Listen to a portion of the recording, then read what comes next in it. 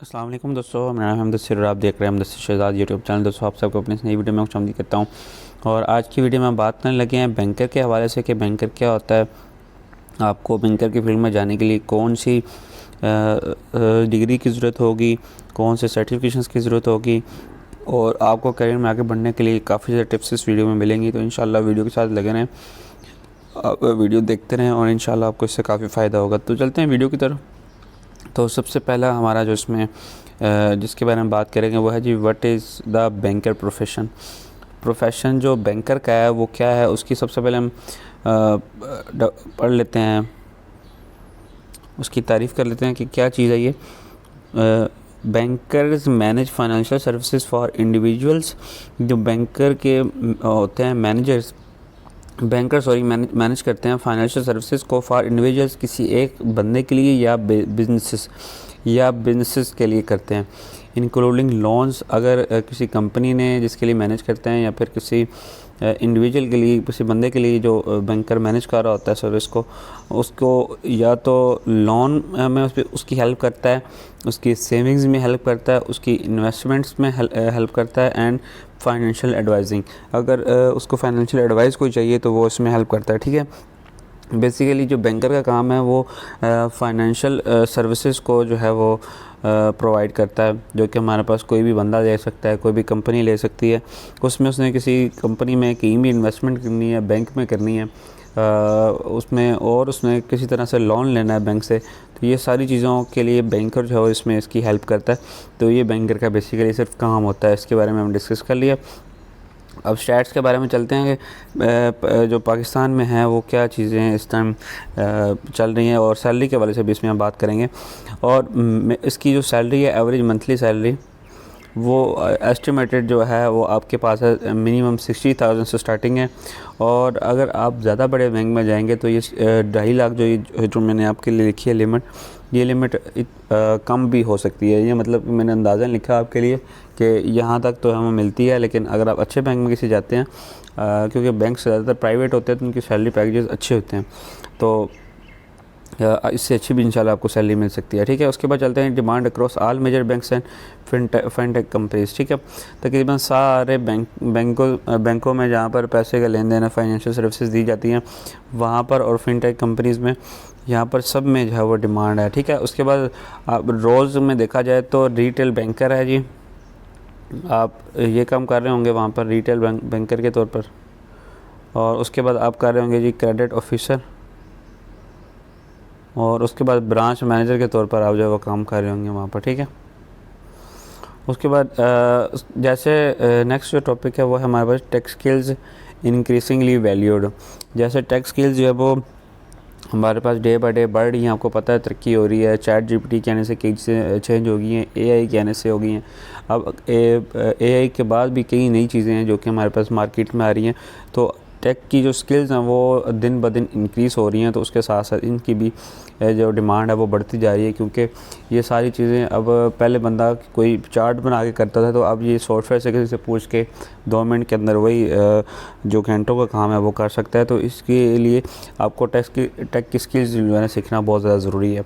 उसके बाद preference for finance graduates with certifications, जो प्रेफरेंस दी जाती है वो फाइनेंस के ग्रेजुएट्स को दी जाती है विद सर्टिफिकेशंस।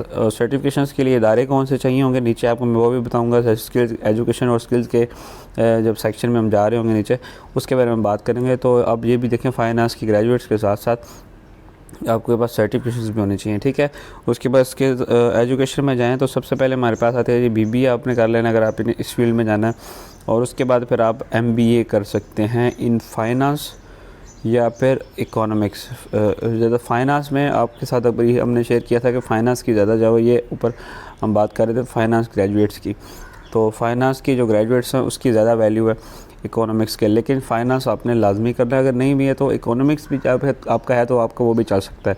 ठीक है, ये रिक्वायर्ड है कि ये इस पर मतलब कि है कि जो बैंक्स के एड्स वगैरह होते हैं उसमें जो जॉब की रिक्वायरमेंट होती है उसके नीचे एजुकेशन का एक कॉलम लिखा होता है, छोटी सी लाइन लिखी होती है कि मिनिमम इतनी एजुकेशन रिक्वायर्ड है या फिर ये एजुकेशन रिक्वायर्ड है, वो एग्जैक्ट भी लिख देते हैं। जैसे एमबीए फाइनेंस उनको रिक्वायर्ड है तो वो लिख के देते हैं।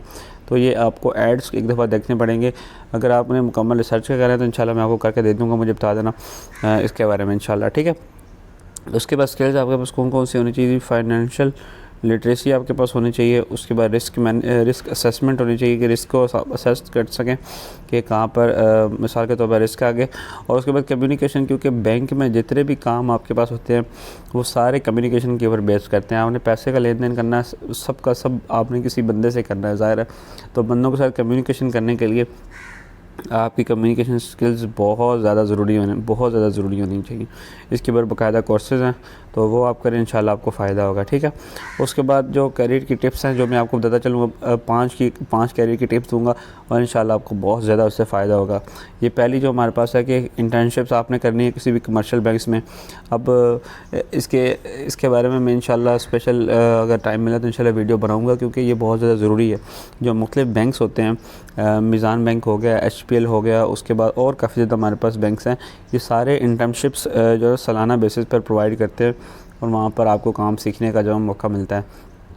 तो यहाँ पर आपने इंटर्नशिप्स बहुत ज़्यादा ज़रूरी हैं आपके लिए कि आपने करनी है। अगर आप अच्छी तरह से काम सीख जाते हैं तो आपको हो सकता है कि वहीं पर जॉब प्लेसमेंट जो मिल जाए, ठीक है। और उसके बाद आपने जो बैंकिंग के सॉफ्टवेयर जो लाजमी तौर पर जो सीखने, ये नेक्स्ट जो सेकंड पॉइंट आपके लिए है, जैसे कि ओरेकल, फ्लेक्स क्यूब है, इस तरह के सॉफ्टवेयर आपने लाजमी सीखने हैं जो बैंकिंग में इस्तेमाल होते हैं। जब आप ज़ाहिर फाइनेंसिंग कर रहे होंगे, MBA कर रहे होंगे या BCom कर रहे होंगे, तो उसमें ये सारी चीज़ें आपके साथ शेयर कर दी जाएंगी। सॉरी, BBA कर रहे होंगे या फिर MBA कर रहे होंगे, यहाँ पर आपने ये चीज़ें कोशिश करनी है कि ये चीज़ें सीख लें ताकि आपके लिए आसानी हो, ठीक है। और उसके बाद है जी कंसीडर CFA, PRM और माइक्रो फाइनेंस सर्टिफिकेशंस। आप इनकी सर्टिफिकेशंस को जो है वो कंसीडर कर सकते हैं, ठीक है। उसके बाद है जी focus on client relationship skills. Client relationship जो वही कम्युनिकेशन की स्किल आ गई हैं, लेकिन ये क्लाइंट के साथ जो आप करते हैं ये उसी चीज़ के बारे में है, तो आपने इस चीज़ के ऊपर भी अपनी ग्रिप रखनी है। और stay updated on state bank of Pakistan regulations. SBP का मतलब है स्टेट बैंक ऑफ पाकिस्तान की क्या क्या रेगुलेशंस हैं, वो सारों के साथ आपने अपडेट रहना है ताकि आप उस तरह की चीज़ें सीख सकें। कोई चीज़ इंडस्ट्री में ख़त्म हो रही है तो आपको उसको सीखने का फ़ायदा नहीं, कोई नई आई है तो आप उसको सीख के अडॉप्ट करें ताकि जॉब में भी काम आए, ठीक है। अब आप इस फील्ड में नहीं जाना चाहते, इसके रिलेटेड फील्ड देखना चाहते हैं कि कौन कौन सी हैं, तो उसमें सबसे पहली जो फील्ड आती है हमारे पास है जी फाइनेंशियल एनालिस्ट। आप इसकी फील्ड में जा सकते हैं, सिर्फ एनालाइज करें कि फाइनेंशियल प्रॉब्लम्स वगैरह क्या हैं। उसके बाद सिर्फ इन्वेस्टमेंट में आप जा सकते हैं, सिर्फ आप इन्वेस्टमेंट में हेल्प कर रहे होंगे लोगों को। और उसके बाद माइक्रो फाइनेंस ऑफिसर के तौर पर आप जा सकते हैं, क्रेडिट रिस्क मैनेजर के तौर पर जा सकते हैं, ट्रेजरी एनालिस्ट इसके ऊपर आप जा सकते हैं, ठीक है। मैंने सिर्फ रिलेटेड फील्ड्स रखी हैं, फील्ड्स इसमें और भी बहुत ज़्यादा हैं, लेकिन जो ज़्यादा रिक्वायर्ड थी इसके साथ साथ मिलती जुलती थी, मैंने सिर्फ वही रखी हैं ताकि आपको आसानी हो उसमें फील्ड्स के बारे में जानने के लिए भी, ठीक। तो उम्मीद है कि ये वीडियो आपको पसंद आई होगी। किसी और चीज़ की ज़रूरत हुई है आपको तो नीचे कमेंट करें, इंशाल्लाह आपके साथ जो है वो जल्दी इसकी वीडियो भी जो शेयर कर दूँगा। तो ठीक है, उम्मीद है वीडियो पसंद आई होगी आपको। तो मिलता है किसी अच्छी सी वीडियो में, तब तक दीजिए इजाज़त, अल्लाह हाफिज़।